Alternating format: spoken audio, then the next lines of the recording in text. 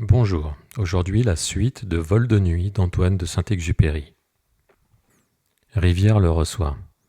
Vous m'avez fait une blague à votre dernier courrier.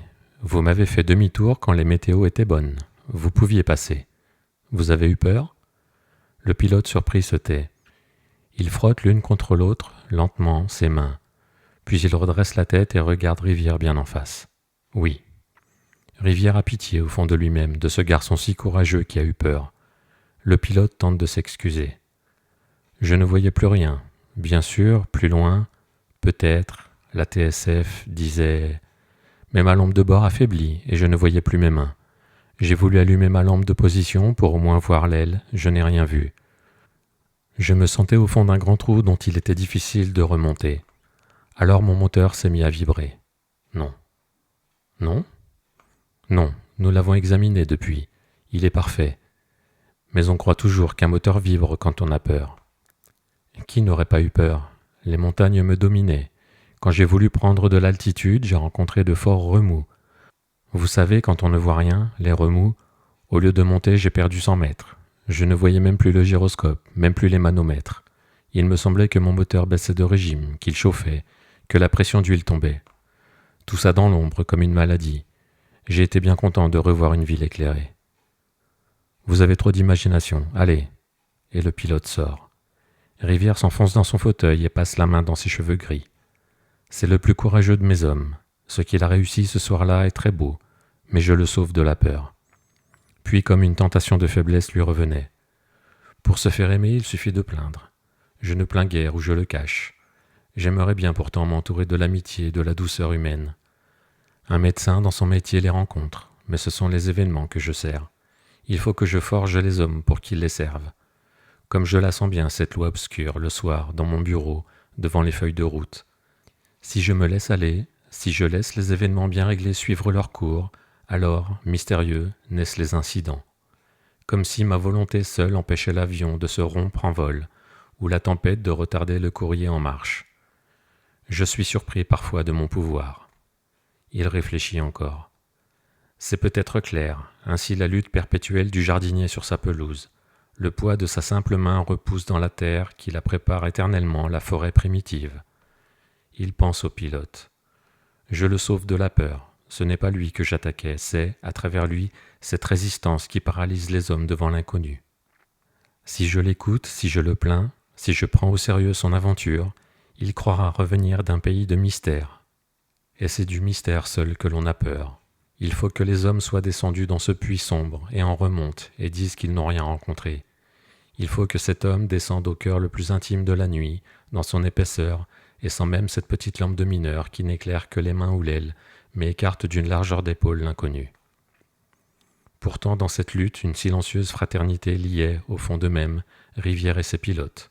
C'étaient des hommes du même bord, qui éprouvaient le même désir de vaincre. Mais Rivière se souvient des autres batailles qu'il a livrées pour la conquête de la nuit. On redoutait, dans les cercles officiels, comme une brousse inexplorée, ce territoire sombre. Lancer un équipage à 200 km à l'heure vers les orages et les brumes et les obstacles matériels que la nuit contient sans les montrer, leur paraissait une aventure tolérable pour l'aviation militaire. On quitte un terrain par nuit claire, on bombarde, on revient au même terrain. Mais les services réguliers échoueraient la nuit. C'est pour nous, avait répliqué Rivière, une question de vie ou de mort, puisque nous perdons, chaque nuit, l'avance gagnée pendant le jour sur les chemins de fer et les navires. Rivière avait écouté avec ennui parler de bilan, d'assurance et surtout d'opinion publique. L'opinion publique, ripostait-il, on la gouverne. Il pensait, que de temps perdu, il y a quelque chose qui prime tout cela. Ce qui est vivant bouscule tout pour vivre et créer, pour vivre ses propres lois. C'est irrésistible. Rivière ne savait pas quand ni comment l'aviation commerciale aborderait les vols de nuit, mais il fallait préparer cette solution inévitable. Il se souvient des tapis verts devant lesquels, le menton au poing, il avait écouté avec un étrange sentiment de force tant d'objections. Elles lui semblaient vaines, condamnées d'avance par la vie, et il sentait sa propre force ramassée en lui comme un poids. Mes raisons pèsent, je vaincrai, pensait Rivière. C'est la pente naturelle des événements. Quand on lui réclamait des solutions parfaites, qui écarteraient tous les risques, c'est l'expérience qui dégagera les lois, répondait-il. La connaissance des lois ne précède jamais l'expérience. Après une longue année de lutte, Rivière l'avait emporté. Les uns disaient, à cause de sa foi, les autres, à cause de sa ténacité, de sa puissance d'ours en marche, mais selon lui, plus simplement, parce qu'il pesait dans la bonne direction. Mais quelle précaution au début! Les avions ne partaient qu'une heure avant le jour, n'atterrissaient qu'une heure après le coucher du soleil. Quand Rivière se jugea plus sûr de son expérience, alors seulement, il osa pousser les courriers dans les profondeurs de la nuit. À peine suivi, presque désavoué, il menait maintenant une lutte solitaire. Rivière sonne pour connaître les derniers messages des avions en vol. Cependant, le courrier de Patagonie abordait l'orage, et Fabien renonçait à le contourner. Il l'estimait trop étendu, car la ligne d'éclairs s'enfonçait vers l'intérieur du pays et révélait des forteresses de nuages. Il tenterait de passer par-dessous, et si l'affaire se présentait mal, se résoudrait au demi-tour. Il lut son altitude, 1700 mètres. Il pesa des paumes sur les commandes pour commencer à la réduire. Le moteur vibra très fort et l'avion trembla. Fabien corrigea au jugé l'angle de descente, puis, sur sa carte, vérifia la hauteur des collines. 500 mètres. Pour se conserver une marge, il naviguerait vers 700. Il sacrifiait son altitude comme on joue une fortune. Un remous fit plonger l'avion, qui trembla plus fort. Fabien se sentit menacé par d'invisibles éboulements. Il rêva qu'il faisait demi-tour et retrouvait 100 000 étoiles, mais il ne vira pas d'un degré. Fabien calculait ses chances. Il s'agissait d'un orage local, probablement, puisque Tréloux, la prochaine escale, signalait un ciel à 3/4 couvert. Il s'agissait de vivre 20 minutes à peine dans ce béton noir, et pourtant le pilote s'inquiétait. Penché à gauche contre la masse du vent, il essayait d'interpréter leurs lueurs confuses qui, par les nuits les plus épaisses, circulent encore. Mais ce n'étaient même plus des lueurs, à peine des changements de densité dans l'épaisseur des ombres ou une fatigue des yeux. Il déplia un papier du radio. « Où sommes-nous » Fabien eût donné cher pour le savoir. Il répondit.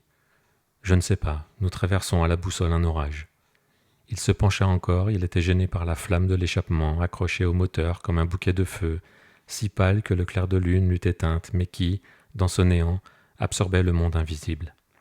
Il la regarda, elle était tressée drue par le vent, comme la flamme d'une torche. Chaque 30 secondes, pour vérifier le gyroscope et le compas, Fabien plongeait sa tête dans la carlingue. Il n'osait plus allumer les faibles lampes rouges qui l'éblouissaient pour longtemps, mais tous les instruments au chiffre de radium versaient une clarté pâle d'astre. Là, au milieu d'aiguillés de chiffres, le pilote éprouvait une sécurité trompeuse, celle de la cabine du navire sur laquelle passe le flot. La nuit et tout ce qu'elle portait de rocs, d'épaves, de collines, coulait aussi contre l'avion avec la même étonnante fatalité. « Où sommes-nous » lui répétait l'opérateur. Fabien émergeait de nouveau et reprenait, appuyé à gauche, sa veille terrible. Il ne savait plus combien de temps, combien d'efforts le délivreraient de ces liens sombres. Il doutait presque d'en être jamais délivré, car il jouait sa vie sur ce petit papier, sale et chiffonné, qu'il avait déplié et lu 1000 fois, pour bien nourrir son espérance. Tréloux, ciel 3/4 couvert, vent ouest, faible. Si Tréloux était 3/4 couvert, on apercevrait ses lumières dans les déchirures des nuages, à moins que... La pâle clarté promise plus loin l'engageait à poursuivre. Pourtant, comme il doutait, il griffonna pour le radio. « J'ignore si je pourrai passer. Sachez-moi s'il fait toujours beau en arrière. » La réponse le consterna. Comodoro signale « Retour ici impossible, tempête ». Il commençait à deviner l'offensive insolite qui, de la cordillère des Andes, se rabattait vers la mer. Avant qu'il eût pu les atteindre, le cyclone rafleurait les villes. Demandez le temps de San Antonio. San Antonio a répondu « Vent ouest se lève et tempête à l'ouest. Ciel 4/4 couvert. San Antonio entend très mal à cause des parasites. J'entends mal aussi. Je crois être obligé de remonter bientôt l'antenne à cause des décharges. Ferez-vous demi-tour? Quels sont vos projets? Foutez-moi la paix. Demandez le temps de Bahia Blanca. Bahia Blanca a répondu. Prévoyons avant 20 minutes violent orage ouest sur Bahia Blanca. Demandez le temps de Tréloux. Tréloux a répondu. Ouragan 30 mètres secondes ouest et rafale de pluie.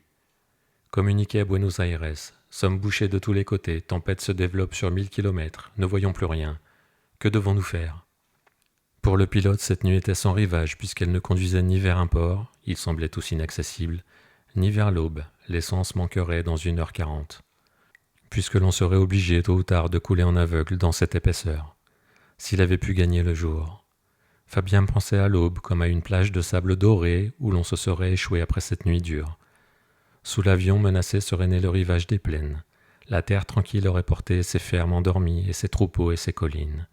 Toutes les épaves qui roulaient dans l'ombre seraient devenues inoffensives, s'il pouvait, comme il nagerait vers le jour. Il pensa qu'il était cerné. Tout se résoudrait bien ou mal dans cette épaisseur. C'est vrai, il a cru quelquefois qu'en montait le jour entrer en convalescence. Mais à quoi bon fixer les yeux sur l'est où vivait le soleil? Il y avait entre eux une telle profondeur de nuit qu'on ne la remonterait pas. Le courrier d'Asunción marche bien. Nous l'aurons vers 2 heures. Nous prévoyons par contre un retard important du courrier de Patagonie qui paraît en difficulté.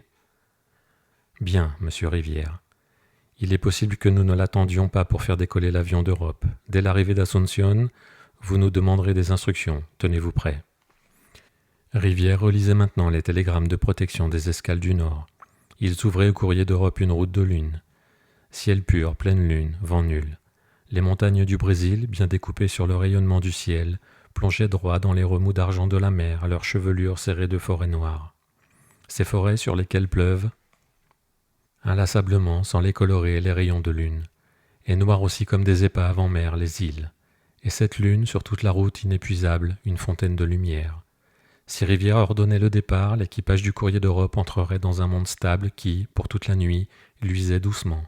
Un monde où rien ne menaçait l'équilibre des masses d'ombre et de lumière, où ne s'infiltrait même pas la caresse de ces vents purs qui, s'ils fraîchissent, peuvent gâter en quelques heures un ciel entier. Mais Rivière hésitait en face de ce rayonnement comme un prospecteur en face de champs d'or interdits. Les événements dans le sud donnaient tort à Rivière, seul défenseur des vols de nuit. Ses adversaires tireraient d'un désastre en Patagonie une position morale si forte que peut-être la foi de Rivière resterait désormais impuissante. Car la foi de Rivière n'était pas ébranlée. Une fissure dans son œuvre avait permis le drame, mais le drame montrait la fissure. Il ne prouvait rien d'autre. Peut-être des postes d'observation sont-ils nécessaires à l'ouest. On verra ça. Il pensait encore. J'ai les mêmes raisons solides d'insister, et une cause de moins d'accident possible, celle qui s'est montrée. Les échecs fortifient l'effort. Malheureusement, contre les hommes, on joue un jeu où compte si peu le vrai sens des choses. L'on gagne ou l'on perd sur des apparences, on marque des points misérables, et l'on se trouve ligoté par une apparence de défaite. Rivière sonna. Bahia Blanca ne nous communique toujours rien par TSF? Non. Appelez-moi l'escale au téléphone. 5 minutes plus tard, il s'informait. Pourquoi ne nous passez-vous rien? Nous n'entendons pas le courrier. Il se tait? Nous ne savons pas trop d'orage. Même s'il manipulait, nous n'entendrions pas. Trélou entend-il? Nous n'entendons pas Trélou. Téléphonez. Nous avons essayé, la ligne est coupée. Quel temps chez vous? Menaçant. Des éclairs à l'ouest et au sud, très lourds. Du vent? Faible encore, mais pour 10 minutes. Les éclairs se rapprochent vite. Un silence. Bahia Blanca, vous écoutez? Bon, rappelez-nous dans 10 minutes. Et Rivière feuilleta les télégrammes des escales sud. Toutes signalaient le même silence de l'avion. Quelques-unes ne répondaient plus à Buenos Aires et, sur la carte, s'agrandissait la tache des provinces muettes, où les petites villes subissaient déjà le cyclone, toutes portes closes, et chaque maison de leur rue sans lumière, aussi retranchée du monde et perdue dans la nuit qu'un navire. L'aube seule les délivrerait. Pourtant Rivière, incliné sur la carte, conservait encore l'espoir de découvrir un refuge de ciel pur, car il avait demandé par télégramme l'état du ciel à la police de plus de 30 villes de province, et les réponses commençaient à lui parvenir. Sur 2000 kilomètres, les postes radio avaient ordre, si l'un d'eux accrochait un appel de l'avion, d'avertir dans les 30 secondes Buenos Aires qui lui communiquerait, pour la faire transmettre à Fabien, la position de refuge. Les secrétaires, convoqués pour 1 heure du matin, avaient regagné leur bureau. Ils apprenaient là, mystérieusement, que, peut-être, on suspendrait les vols de nuit et que le courrier d'Europe lui-même ne décollerait plus qu'au jour. Ils parlaient à voix basse de Fabien, du cyclone, de Rivière surtout. Ils le devinaient là, tout proche, écrasé peu à peu par ce démenti naturel. Mais toutes les voix s'éteignirent. Rivière, à sa porte, venait d'apparaître, serré dans son manteau, le chapeau toujours sur les yeux, éternel voyageur. Il fit un pas tranquille vers le chef de bureau. « Il est 1h10. Les papiers du courrier d'Europe sont-ils en règle ? » J'ai cru... Vous n'avez pas à croire, mais à exécuter. Il fit demi-tour lentement vers une fenêtre ouverte, les mains croisées derrière le dos. Un secrétaire le rejoignit. « Monsieur le directeur, nous obtiendrons peu de réponses. On nous signale que dans l'intérieur, beaucoup de lignes télégraphiques sont déjà détruites. » Bien. Rivière immobile regardait la nuit. Ainsi, chaque message menaçait le courrier. Chaque ville, quand elle pouvait répondre, avant la destruction des lignes, signalait la marche du cyclone comme celle d'une invasion. Ça vient de l'intérieur, de la cordillère, ça balaie toute la route vers la mer. Rivière jugeait les étoiles trop luisantes, l'air trop humide. Quelle nuit étrange. Elle se gâtait brusquement par plaques, comme la chair d'un fruit lumineux. Les étoiles au grand complet dominaient encore Buenos Aires, mais ce n'était là qu'une oasis, et d'un instant. Un port, d'ailleurs, hors du rayon d'action de l'équipage. Nuit menaçante qu'un vent mauvais touchait et pourrissait. Nuit difficile à vaincre. Un avion quelque part était en péril dans ses profondeurs. On s'agitait impuissant sur le bord. La femme de Fabien téléphona. La nuit de chaque retour, elle calculait la marche du courrier de Patagonie. Il décolle des Trellews, puis se rendormait. Un peu plus tard, il doit approcher de San Antonio, il doit voir ses lumières. Alors elle se levait, écartait les rideaux et jugeait le ciel. Tous ces nuages le gênent. Parfois la lune se promenait comme un berger. Alors la jeune femme se recouchait, rassurée par cette lune et ses étoiles, ces milliers de présences autour de son mari. Vers 1 heure, elle le sentait proche. Il ne doit plus être bien loin, il doit voir Buenos Aires. Alors elle se levait encore et lui préparait un repas, un café bien chaud. Il fait si froid là-haut. Elle le recevait toujours comme s'il descendait d'un sommet de neige. « Tu n'as pas froid ?» Mais non. « Réchauffe-toi quand même. » Vers 1h15, tout était prêt, alors elle téléphonait. Cette nuit, comme les autres, elle s'informa. « Fabien a-t-il atterri ?» Le secrétaire qui l'écoutait se troubla un peu. « Qui parle ?»« Simone Fabien. »« Ah, 1 minute. » Le secrétaire, n'osant rien dire, passa l'écouteur au chef de bureau. « Qui est là ?»« Simone Fabien. »« Ah, que désirez-vous, madame ? » ?»« Mon mari a-t-il atterri ?» Il y eut un silence qui dut paraître inexplicable, puis on répondit simplement. Non. Il a du retard ? Oui. Il y eut un nouveau silence. Oui, du retard. Ah, c'était un A de chair blessée. Un retard, ce n'est rien. Ce n'est rien. Mais quand il se prolonge... Ah, et à quelle heure sera-t-il ici ? À quelle heure sera-t-il ici ? Nous ne savons pas. Elle se heurtait maintenant à un mur. Elle n'obtenait que l'écho même de ses questions. Je vous en prie, répondez-moi, où se trouve-t-il ? Où il se trouve ? Attendez. Cette inertie lui faisait mal. Il se passait quelque chose là, derrière ce mur. On se décida. Il a décollé de Comodoro à 19h30. Et depuis ? Depuis ? Très retardé par le mauvais temps. Ah, le mauvais temps. Quelle injustice, quelle fourberie dans cette lune étalée là, oisive, sur Buenos Aires. La jeune femme se rappela soudain qu'il fallait 2 heures à peine pour se rendre de Comodoro à Trellews. Et il vole depuis 6 heures vers Trellews. Mais il vous envoie des messages. Mais que dit-il ? Ce qu'il nous dit ? Naturellement, par un temps pareil, vous comprenez bien, ces messages ne s'entendent pas. Un temps pareil ? Alors c'est convenu, madame. Nous vous téléphonerons dès que nous savons quelque chose. Ah, vous ne savez rien. Au revoir, madame. Non, je veux parler au directeur. Monsieur le directeur est très occupé, madame. Il est en conférence. Ah, ça m'est égal, ça m'est bien égal, je veux lui parler. Le chef du bureau s'épongea. 1 minute. Il poussa la porte de Rivière. C'est madame Fabien qui veut vous parler. Voilà, pensa Rivière, voilà ce que je craignais. Les éléments affectifs du drame commençaient à se montrer. Il pensa d'abord les récusés, les mères et les femmes n'entrent pas dans les salles d'opération. On fait taire l'émotion aussi sur les navires en danger. Elle n'aide pas à sauver les hommes. Il accepta pourtant. Branché sur mon bureau. Il écouta cette petite voix lointaine, tremblante, et tout de suite il sut qu'il ne pourrait pas lui répondre. Ce serait stérile infiniment, pour tous les deux, de s'affronter. « Madame, je vous en prie, calmez-vous. Il est si fréquent dans notre métier d'attendre longtemps des nouvelles. » Il était parvenu à cette frontière où se pose non le problème d'une détresse particulière, mais celui-là même de l'action. En face de Rivière se dressait non la femme de Fabien, mais un autre sens de la vie. Rivière ne pouvait qu'écouter, que plaindre cette petite voix, ce chant tellement triste mais ennemi. Car ni l'action ni le bonheur individuel n'admettent de partage. Ils sont en conflit. Cette femme parlait elle aussi au nom d'un monde absolu et de ses devoirs et de ses droits. Celui d'une clarté de lampe sur la table du soir, d'une chair qui réclamait sa chair, d'une patrie d'espoir, de tendresse, de souvenirs. Elle exigeait son bien et elle avait raison. Et lui aussi, Rivière, avait raison, mais il ne pouvait rien opposer à la vérité de cette femme. Il découvrait sa propre vérité à la lumière d'une humble lampe domestique, inexprimable et inhumaine. « Madame !» Elle n'écoutait plus, elle était retombée presque à ses pieds, lui semblait-il, ayant usé ses faibles poings contre le mur. Un ingénieur avait dit un jour à Rivière, comme il se penchait sur un blessé, auprès d'un pont en construction: « Ce pont vaut-il le prix d'un visage écrasé ?» Pas un des paysans à qui cette route était ouverte n'eût accepté, pour s'épargner un détour par le pont suivant, de mutiler ce visage effroyable. Et pourtant l'on bâtit des ponts. L'ingénieur avait ajouté: « L'intérêt général est formé des intérêts particuliers. Il ne justifie rien de plus. » Et pourtant, lui avait répondu plus tard Rivière: « Si la vie humaine n'a pas de prix, nous agissons toujours comme si quelque chose dépassait, en valeur, la vie humaine. Mais quoi ?» Et Rivière, songeant à l'équipage, eut le cœur serré. L'action, même celle de construire un pont, brise des bonheurs. Rivière ne pouvait plus ne pas se demander au nom de quoi. Ces hommes, pensait-il, qui vont peut-être disparaître, auraient pu vivre heureux. Il voyait des visages penchés dans le sanctuaire d'or des lampes du soir. Au nom de quoi les en ai-je tirés? Au nom de quoi les a-t-il arrachés au bonheur individuel? La première loi n'est-elle pas de protéger ces bonheurs-là? Mais lui-même les brise, et pourtant un jour, fatalement, s'évanouissent comme des mirages les sanctuaires d'or. La vieillesse et la mort les détruisent, plus impitoyables que lui-même. Il existe peut-être quelque chose d'autre à sauver et de plus durable. Peut-être est-ce à sauver cette part-là de l'homme que Rivière travaille.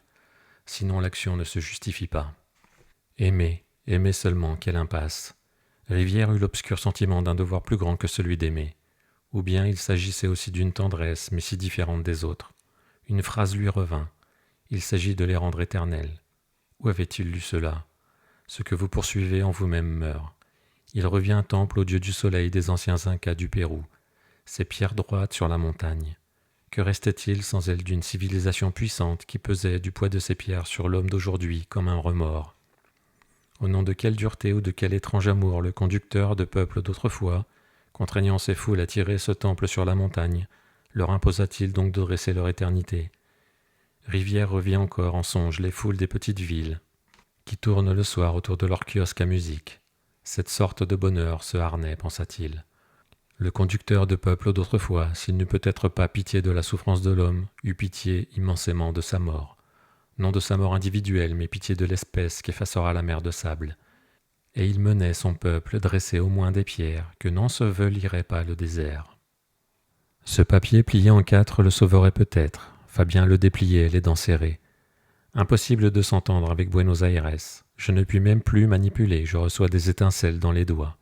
Fabien, irrité, voulut répondre, mais quand ses mains lâchèrent les commandes pour écrire, une sorte de houle puissante pénétra son corps. Les remous le soulevaient dans ses 5 tonnes de métal et le basculaient.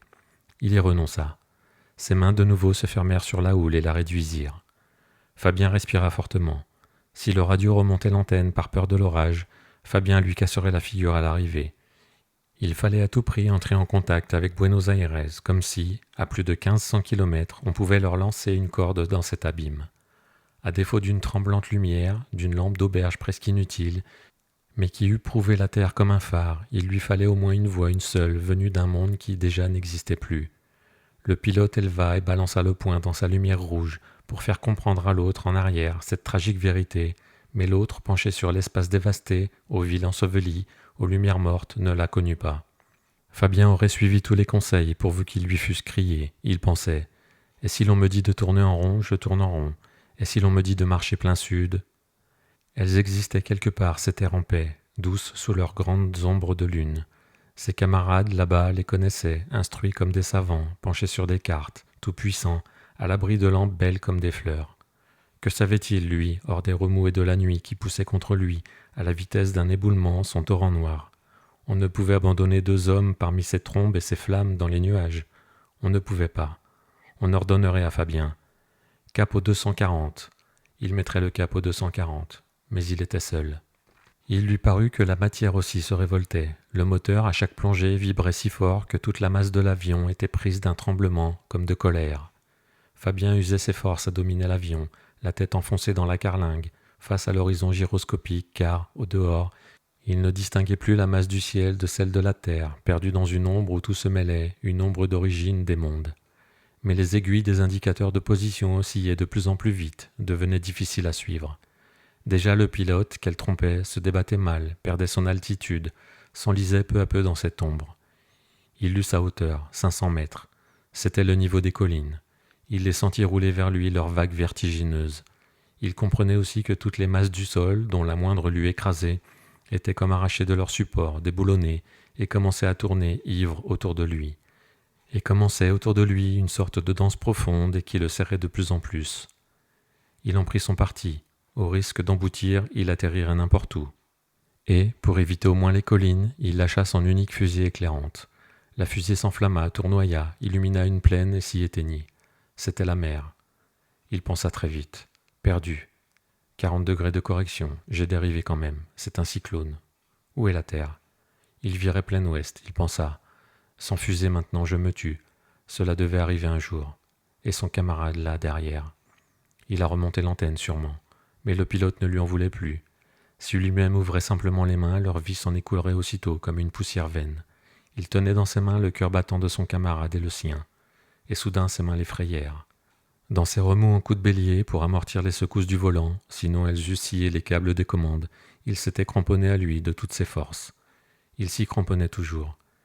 Et voici qu'il ne sentait plus ses mains endormies par l'effort. Il voulut remuer les doigts pour en recevoir un message.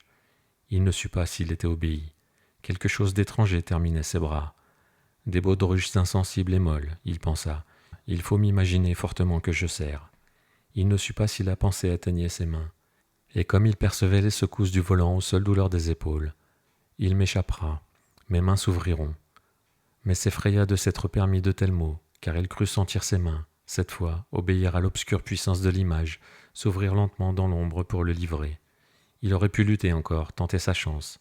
Il n'y a pas de fatalité extérieure. Mais il y a une fatalité intérieure. Vient une minute où l'on se découvre vulnérable. Alors les fautes vous attirent comme un vertige. Et c'est à cette minute que luirent sur sa tête, dans une déchirure de la tempête, comme un appât mortel au fond d'une nasse, quelques étoiles. Il jugea bien que c'était un piège. On voit 3 étoiles dans un trou. On monte vers elles, ensuite on ne peut plus descendre. On reste là à mordre les étoiles. Mais sa fin de lumière était telle qu'il monta. Il monta en corrigeant mieux les remous grâce aux repères qu'offraient les étoiles. Leur aimant pâle l'attirait. Il avait peiné si longtemps à la poursuite d'une lumière qu'il n'aurait plus lâché la plus confuse.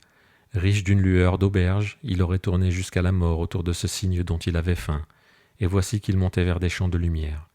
Il s'élevait peu à peu en spirale dans le puits qui s'était ouvert et se refermait au-dessus de lui. Et les nuages perdaient, à mesure qu'il montait, leur bout d'ombre, ils passaient contre lui comme des vagues de plus en plus pures et blanches. Fabien émergea.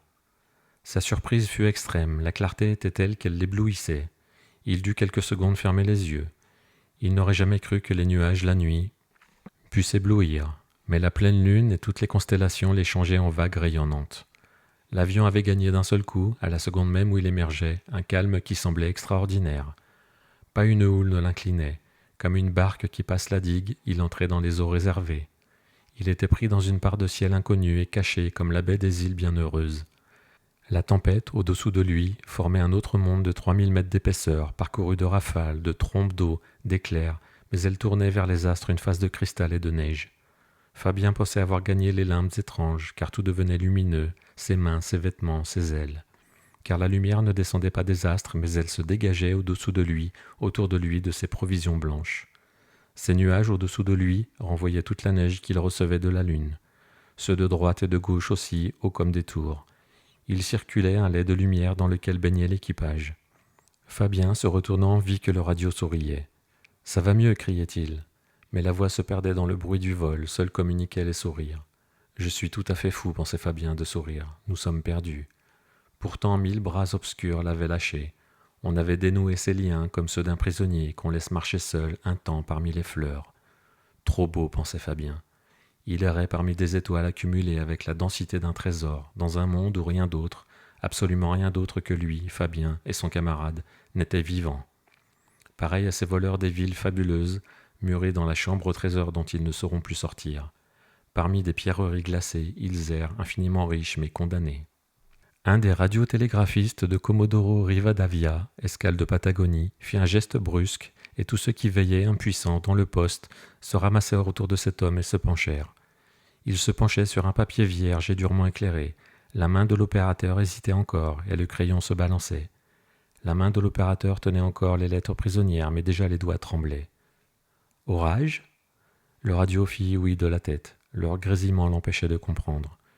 Puis il nota quelques signes indéchiffrables, puis des mots, puis on put rétablir le texte. Bloqués à 3008 au-dessus de la tempête, naviguons plein ouest vers l'intérieur, car étions dérivés en mer.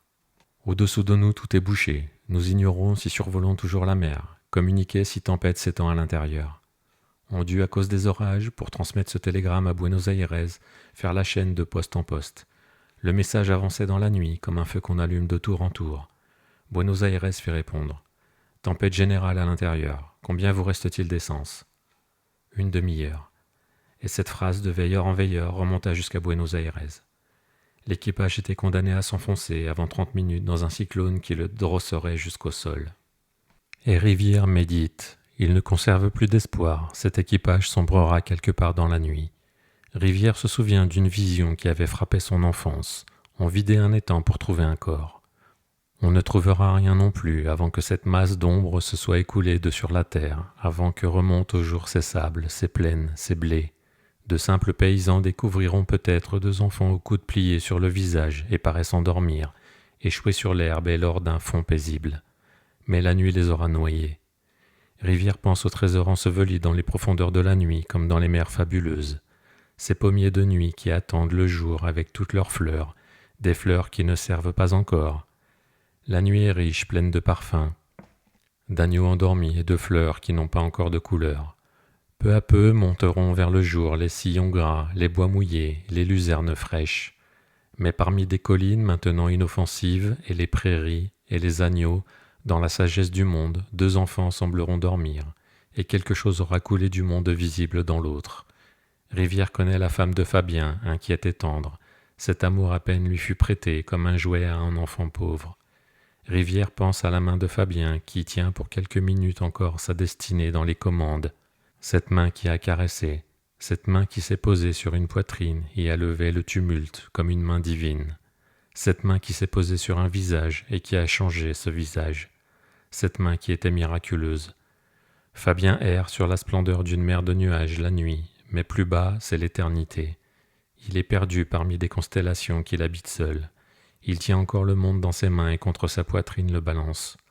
Il serre dans son volant le poids de la richesse humaine et promène, désespéré d'une étoile à l'autre, l'inutile trésor qu'il faut bien rendre. Rivière pense qu'un poste radio l'écoute encore. Seul relie encore Fabien au monde une onde musicale, une modulation mineure. Pas une plainte, pas un cri, mais le son le plus pur qui ait jamais formé le désespoir. Robineau le tira de sa solitude. « Monsieur le directeur, j'ai pensé, on pourrait peut-être essayer. » Il n'avait rien à proposer, mais témoignait ainsi de sa bonne volonté. Il aurait aimé trouver une solution et la chercher un peu comme celle d'un rébut. Il trouvait toujours des solutions que Rivière n'écoutait jamais. Voyez-vous, Robineau, dans la vie, il n'y a pas de solution. Il y a des forces en marche. Il faut les créer et les solutions suivent. Aussi Robineau bornait-il son rôle à créer une force en marche dans la corporation des mécaniciens. Une humble force en marche qui préservait de la rouille les moyeux délices. Mais les événements de cette nuit-ci trouvaient Robineau désarmé. Son titre d'inspecteur n'avait aucun pouvoir sur les orages, ni sur un équipage fantôme, qui vraiment ne se débattait plus pour une prime d'exactitude, mais pour échapper à une seule sanction, qui annulait celle de Robineau, la mort. Et Robineau, maintenant inutile, errait dans les bureaux, sans emploi. La femme de Fabien se fit annoncer. Poussée par l'inquiétude, elle attendait dans le bureau des secrétaires, que Rivière la reçut. Les secrétaires à la dérobée levaient les yeux sur son visage. Elle en éprouvait une sorte de honte et regardait avec crainte autour d'elle. Tout ici la refusait. Ces hommes qui continuaient leur travail comme s'ils marchaient sur un corps, ces dossiers où la vie humaine, la souffrance humaine ne laissaient qu'un résidu de chiffres durs. Elle cherchait des signes qui lui eussent parlé de Fabien. Chez elle, tout montrait cette absence, le lit entr'ouvert, le café servi, un bouquet de fleurs. Elle ne découvrait aucun signe. Tout s'opposait à la pitié, à l'amitié, au souvenir. La seule phrase qu'elle entendit, car personne n'élevait la voix devant elle, fut le juron d'un employé qui réclamait un bordereau. « Le bordereau des dynamos, bon Dieu, que nous expédions à Santos. » Elle leva les yeux sur cet homme avec une expression d'étonnement infini, puis sur le mur où s'étalait une carte. Ses lèvres tremblaient un peu, à peine. Elle devinait avec gêne qu'elle exprimait ici une vérité ennemie, regrettait presque d'être venue, eût voulu se cacher et se retenait, de peur qu'on la remarquât trop, de tousser, de pleurer.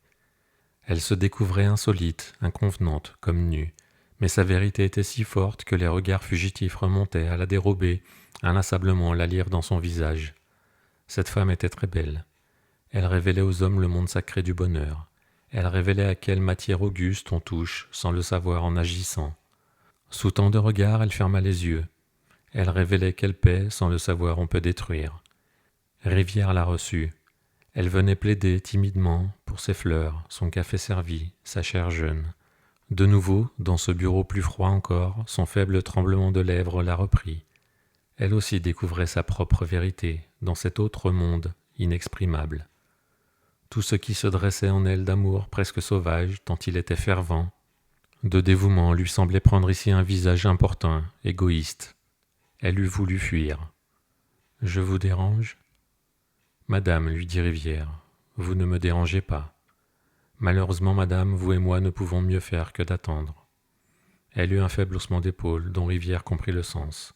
« À quoi bon cette lampe, ce dîner servi, ces fleurs que je vais retrouver ?» Une jeune mère avait confessé un jour à Rivière. « La mort de mon enfant, je ne l'ai pas encore comprise.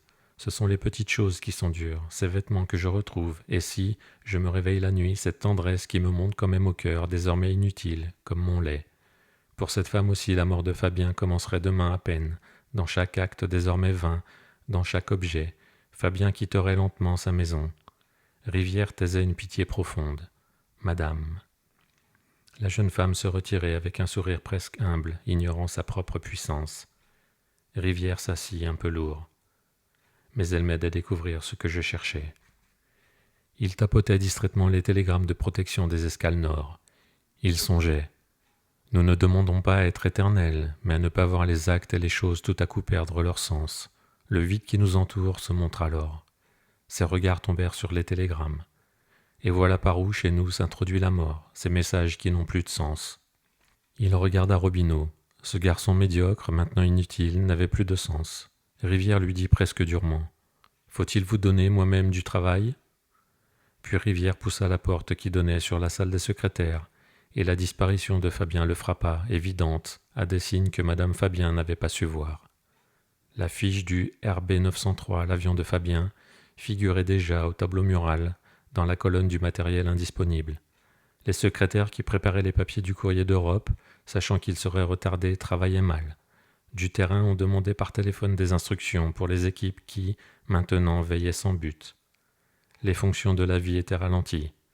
La mort, la voilà, pensa Rivière. Son œuvre était semblable à un voilier en panne, sans vent sur la mer. Il entendit la voix de Robineau. « Monsieur le directeur, ils étaient mariés depuis 6 semaines. Allez travailler. » Rivière regardait toujours les secrétaires, et au-delà des secrétaires, les manœuvres, les mécaniciens, les pilotes, tous ceux qui l'avaient aidé dans son œuvre avec une foi de bâtisseur.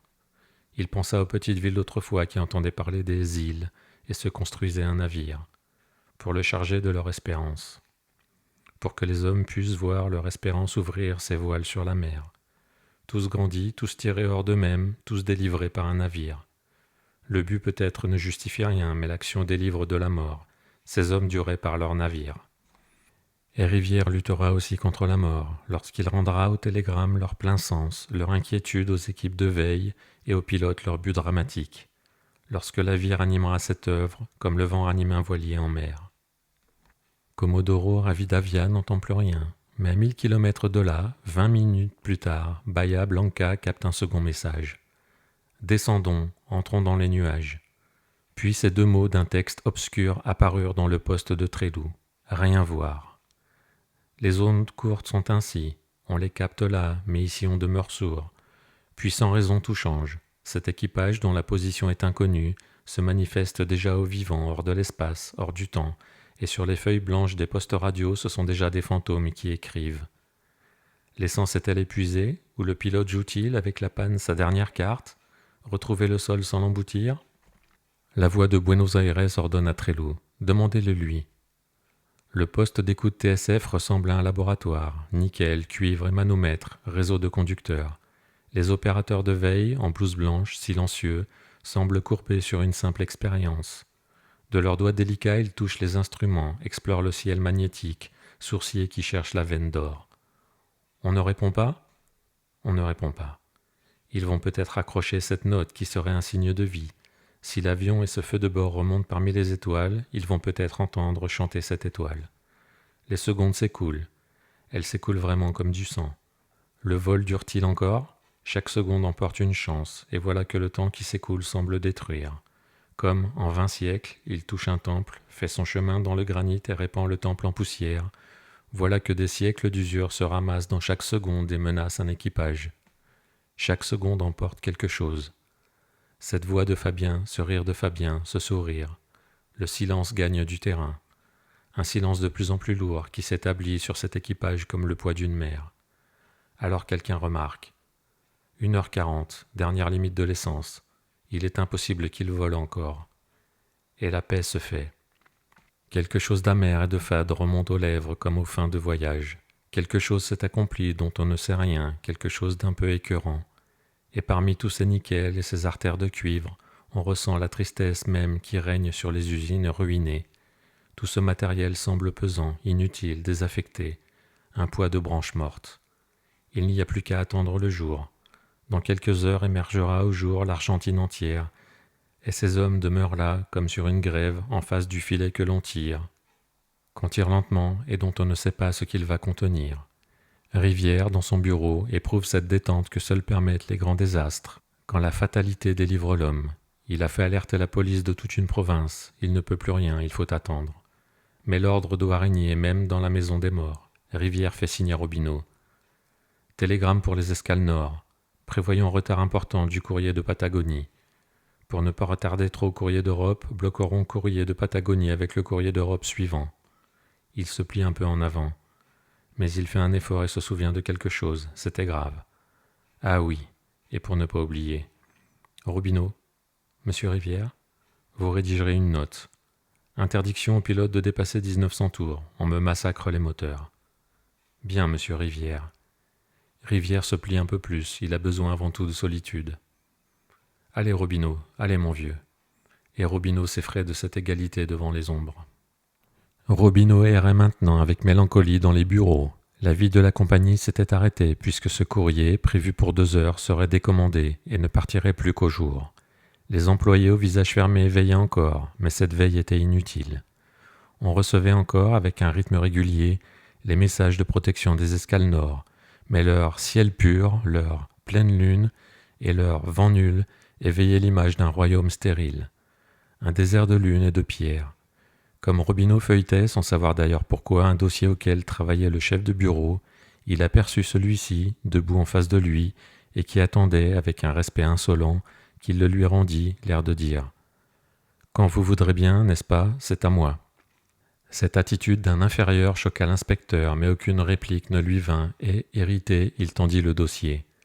Le chef de bureau retourna s'asseoir avec une grande noblesse. « J'aurais dû l'envoyer promener, pensa Robineau. Alors, par contenance, il fit quelques pas en songeant au drame. Ce drame entraînerait la disgrâce d'une politique, et Robineau pleurait un double deuil. Puis lui vint l'image d'un Rivière enfermé, là, dans son bureau, et qui lui avait dit « Mon vieux ». Jamais homme n'avait à ce point manqué d'appui. Robineau éprouva pour lui une grande pitié. Il remuait dans sa tête quelques phrases obscurément destinées à plaindre, à soulager. Un sentiment qu'il jugeait très beau l'animait. Alors il frappa doucement. On ne répondit pas. Il n'osa frapper plus fort dans ce silence et poussa la porte. Rivière était là. Robineau entrait chez Rivière, pour la première fois presque de plein pied, un peu en ami, un peu dans son idée comme le sergent qui rejoint, sous les balles, le général blessé, et l'accompagne dans la déroute, et devient son frère dans l'exil. « Je suis avec vous, quoi qu'il arrive », semblait vouloir dire Robineau. Et Rivière se taisait, et la tête penchée regardait ses mains. Et Robineau, debout devant lui, n'osait plus parler. Le lion, même abattu, l'intimidait. Robineau préparait des mots de plus en plus ivres de dévouement, mais chaque fois qu'il levait les yeux, il rencontrait cette tête inclinée de 3/4, ses cheveux gris, ses lèvres serrées sur quelle amertume. Enfin il se décida. « Monsieur le directeur ?» Rivière leva la tête et le regarda. Rivière sortait d'un songe si profond, si lointain, que peut-être il n'avait pas remarqué encore la présence de Robineau. Et nul ne sut jamais quel songe il fit, ni ce qu'il éprouva, ni quel deuil s'était fait dans son cœur. Rivière regarda Robineau longtemps, comme le témoin vivant de quelque chose. Robineau fut gêné. Plus Rivière regardait Robineau, plus se dessinait sur les lèvres de celui-là une incompréhensible ironie. Plus Rivière regardait Robineau, et plus Robineau rougissait. Et plus Robineau semblait, à Rivière, être venu pour témoigner ici, avec une bonne volonté touchante, et malheureusement spontanée, de la sottise des hommes. Le désarroi envahit Robineau. Ni le sergent, ni le général, ni les balles n'avaient plus cours. Il se passait quelque chose d'inexplicable. Rivière le regardait toujours. Alors Robineau, malgré soi, rectifia un peu son attitude, sortit la main de sa poche gauche. Rivière le regardait toujours. Alors enfin Robineau, avec une gêne infinie, sans savoir pourquoi, prononça « Je suis venu prendre vos ordres ». Rivière tira sa montre et simplement « Il est 2 heures, le courrier d'Asunción atterrira à 2h10. Faites décoller le courrier d'Europe à 2h15. » Et Robineau propagea l'étonnante nouvelle. On ne suspendait pas les vols de nuit. Et Robineau s'adressa au chef de bureau. « Vous m'apporterez ce dossier pour que je le contrôle. » Et quand le chef de bureau fut devant lui, « Attendez. » Et le chef de bureau attendit. Le courrier d'Asunción signala qu'il allait atterrir. Rivière, même aux pires heures, avait suivi, de télégramme en télégramme, sa marche heureuse. C'était pour lui, au milieu de ce désarroi, la revanche de sa foi, la preuve. Ce vol heureux annonçait, par ces télégrammes, 1000 autres vols aussi heureux. On n'a pas de cyclone toutes les nuits, Rivière pensait aussi. Une fois la route tracée, on ne peut pas ne plus poursuivre. Descendant, d'escale en escale, du Paraguay, comme d'un adorable jardin riche de fleurs, de maisons basses et d'eau lente, l'avion glissait en marge d'un cyclone qui ne lui brouillait pas une étoile. 9 passagers, roulés dans leur couverture de voyage, s'appuyaient du front à leurs fenêtres, comme à une vitrine pleine de bijoux, car les petites villes d'Argentine égrenaient déjà, dans la nuit, tout leur or, sous leur plus pâle des villes d'étoiles. Le pilote à l'avant soutenait de ses mains sa précieuse charge de vie humaine, les yeux grands ouverts et pleins de lune, comme un chevrier. Buenos Aires, déjà, emplissait l'horizon de son feu rose et bientôt luirait de toutes ses pierres ainsi qu'un trésor fabuleux. Le radio de ses doigts lâchait les derniers télégrammes, comme les notes finales d'une sonate qu'il eût tapotée, joyeux, dans le ciel, et dont Rivière comprenait le chant, puis il remonta l'antenne, puis il s'étira un peu, bâilla et sourit. On arrivait. Le pilote, ayant atterri, retrouva le pilote du courrier d'Europe adossé contre son avion, les mains dans les poches. « C'est toi qui continues ?»« Oui. »« La Patagonie est là ?»« On ne l'attend pas, disparu. »« Il fait beau ?»« Il fait très beau. »« Fabien a disparu ?» Ils en parlèrent peu. Une grande fraternité les dispensait des phrases. On transbordait dans l'avion d'Europe les sacs transmis d'Asunción, et le pilote, toujours immobile, la tête renversée, la nuque contre la carlingue, regardait les étoiles. Il sentait naître en lui un pouvoir immense et un plaisir puissant lui vint. « Chargé » fit une voix, alors contact. Le pilote ne bougea pas. On mettait son moteur en marche. Le pilote allait sentir dans ses épaules, appuyé à l'avion, cet avion vivre. Le pilote se rassurait, enfin, après tant de fausses nouvelles. Partira, partira pas, partira. Sa bouche s'entr'ouvrit et ses dents brillèrent sous la lune comme celle d'un jeune fauve. Attention la nuit, hein. Il n'entendit pas le conseil de son camarade. Les mains dans les poches, la tête renversée face à des nuages, des montagnes, des fleuves et des mers, voici qu'il commençait un rire silencieux. Un faible rire, mais qui passait en lui comme une brise dans un arbre et le faisait tout entier tressaillir. Un faible rire, mais bien plus fort que ces nuages, ces montagnes, ces fleuves et ces mers. « Qu'est-ce qui te prend ?